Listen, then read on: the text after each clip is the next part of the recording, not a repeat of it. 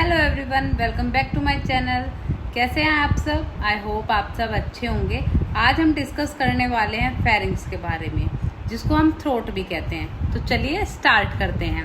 सबसे पहले आ जाता है फेरिंग्स की लेंथ कितनी होती है। फेरिंग्स की लेंथ होती है 12.5 टू 14 सेंटीमीटर। ये एग्जाम में क्वेश्चन आ सकता है, ठीक है। नेक्स्ट है स्टार्ट कहाँ से होता है। ये बेस ऑफ स्कल से स्टार्ट होता है और ये C6 के लेवल पे जाके खत्म होता है, ठीक है। C6 का जो सर्वाइकल 6 का जो लेवल होता है उसे हम क्रिकोइड कार्टिलेज भी कहते हैं, ठीक है। सेकेंड थिंग इज अपर जो पार्ट होता है उसका वाइडेस्ट होता है 3.5 सेंटीमीटर का, और जो लोअर पार्ट होता है वो नैरो होता है। ऊपर से थोड़ा चौड़ा होएगा और नीचे जो होते होते वो पतला होता जाएगा, नैरो होता जाएगा।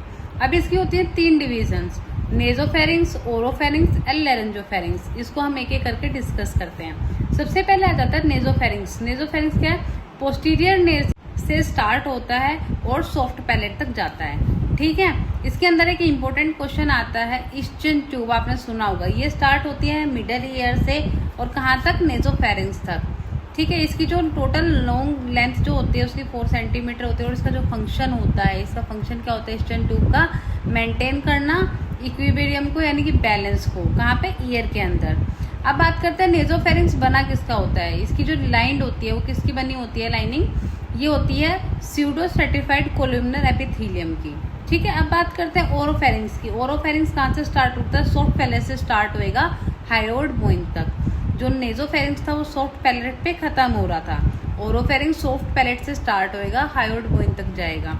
जो हमारी हायोइड बोन होती है उसके बारे में थोड़ा सा बता दूं आप लोगों को। वो सिंगल बोन होती है, नॉन आर्टिकुलेट होती है, और जो उसकी शेप होती है वो हॉर्स शू बोन कहते हैं उसे, ठीक है।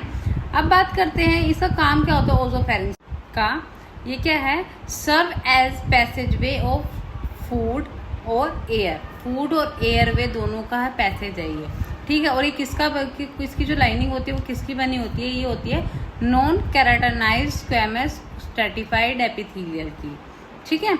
अब बात करते हैं लेरेंजोफेरिंग्स की। लेरेंजोफेरिंग्स कहाँ से स्टार्ट होता है? ये होता है हायोइड बोन से स्टार्ट और कहाँ तक जाता है? क्रिकोइड कार्टिलेज तक।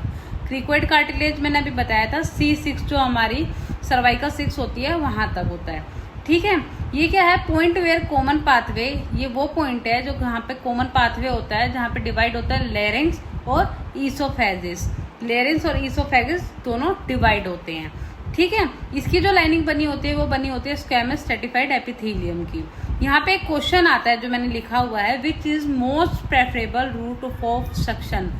सक्शन का मोस्ट प्रेफरेबल रूट कौन सा है? नोज या माउथ? तो इसका आंसर माउथ होगा हमेशा, ठीक है। अब बात करते हैं मसल्स ऑफ फेरिंग्स की, ठीक है।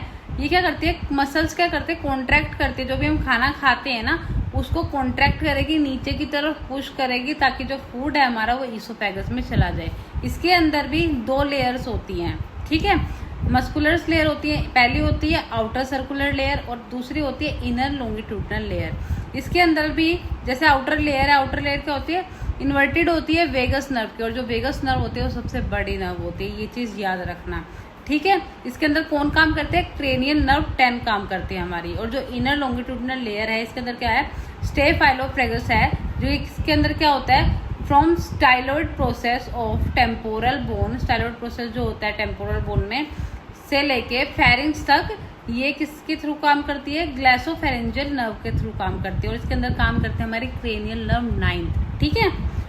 आगे बढ़ते हैं। आउटर लेयर के 3 पार्ट होते हैं, ठीक है। आउटर लेयर में भी सुपीरियर, मिडल और इंफीरियर फेरेंजियल कॉन्स्ट्रक्टर फाउंड होता है इसके अंदर, ठीक है। इसके अंदर मैंने लिखा है सुपीरियर, यानी कि नीचे ब्लैक लाइन से जो लिखा हुआ है superior pharyngeal constructor, middle pharyngeal constructor और इंफीरियर फेरेंजियल कॉन्स्ट्रक्टर। सुपीरियर में क्या करेगी? ओरोफेरिंग्स तक पहुंचाएगी, जो सुपीरियर लेयर जो होगी, ठीक है। जो मिडल लेयर होगी वो कहाँ तक पहुंचाएगी? लेरेंजोफेरिंग्स तक पहुंचाएगी फूड को। और जो इंफीरियर लेयर होगी वो भी लेरेंजोफेरिंग्स तक पहुंचाएगी। अब इन लेयर का काम क्या है? जब हम खाने को स्वेल करते हैं तो ये मसल क्या करती है? कंस्ट्रिक्ट करती है, ठीक है। और जो खाने को क्या है? नीचे की तरफ प्रोसीड करती है। ये क्या है? एक इनवॉलेंट्री प्रोसेस है जो होता रहता है, ठीक है। अब बात करते हैं इनर लॉन्गिट्यूडनल लेयर में। इसके अंदर आ जाते हैं सबसे पहले पेलेप्टोफेरेंजियस। पेलेप्टोफेरेंजियस क्या होती है? स्टार्ट होती है हमारे हार्ड पैलेट से, ओरल कैविटी से लेके फेरिंग्स तक। और ये इसके अंदर कौन सी नर्व काम करती है? इसमें भी वेगस नर्व काम करती है। अब बात करते हैं सेल्फिंजोफेरेंजिस की। सेल्फिंजोफेरेंजिस कहाँ से स्टार्ट होता है? ईस्टर्न ट्यूब से स्टार्ट होता है और ये फेरिंक्स तक जाता है। ठीक है, इसके अंदर भी कौन सी नर्व काम करती है? वेगस नर्व काम करती है, यानी कि क्रेनियल नर्व 10। आप इसका काम क्या होता है हमारा?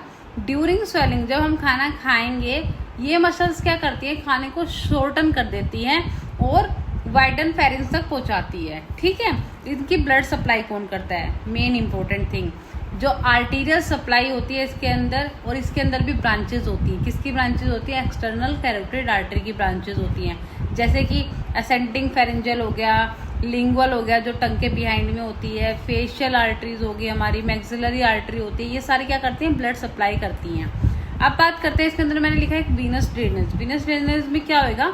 Is achieved by pharyngeal venous plexus drain into, कहाँ पे ड्रेन करेगी? इंटरनल जुगुलर वेन में। इंटरनल जुगुलर वेन से कहाँ जाएगी? सुपीरियर क्लेविकल वेन में। सुपीरियर क्लेविकल वेन से कहाँ पे जाएगा? सुपीरियर वेना केवा में, और superior vena cava right atrium में। देन फर्दर आगे इसकी ब्लड सप्लाई और वीनस ड्रेनेज होता रहेगा। अब बात करते हैं नर्व सप्लाई कौन करता है। नर्व सप्लाई में भी फेरेंजियल प्लेक्सस होते हैं, इसके अंदर भी ब्रांचेस होती हैं। कौन कौन सी? एक तो ब्रांचेज ऑफ ग्लास्कोफेरेंजियल नर्व जो कि क्रेनिकल नर्व 9th होती है, और वेगस नर्व की ब्रांचेज जो कि क्रेनिकल नर्व 10th होती है।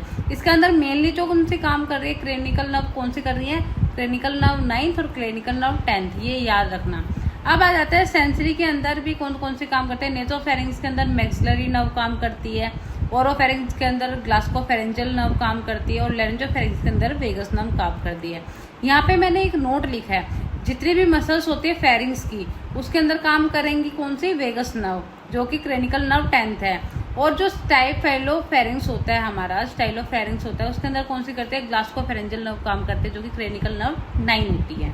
ठीक, अब बात करते हैं इसके फंक्शन क्या होते हैं फेरिंग्स के। ठीक है, सबसे पहला फंक्शन मैंने आपको पहले बता दिया, जो लिखा हुआ है common passage way for air and food. Air और फूड का कॉमन पैसेज वे है ये। ठीक है, एयर के लिए कहाँ पहुंचाएगा? लैरिंग्स में, और फूड को कहाँ पहुंचाएगा?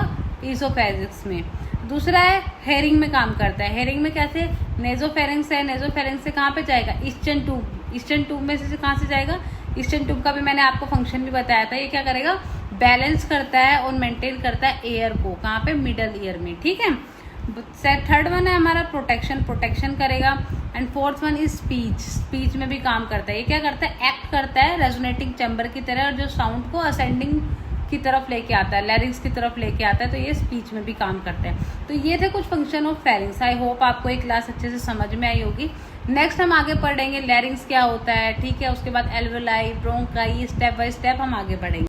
आई होप आप लोगों को ये वीडियो अच्छी लगी होगी, आपको अच्छे से समझ में आई होगी। अगर फिर भी आपको कोई डाउट है तो प्लीज़ मुझे कमेंट करके ज़रूर बताएं।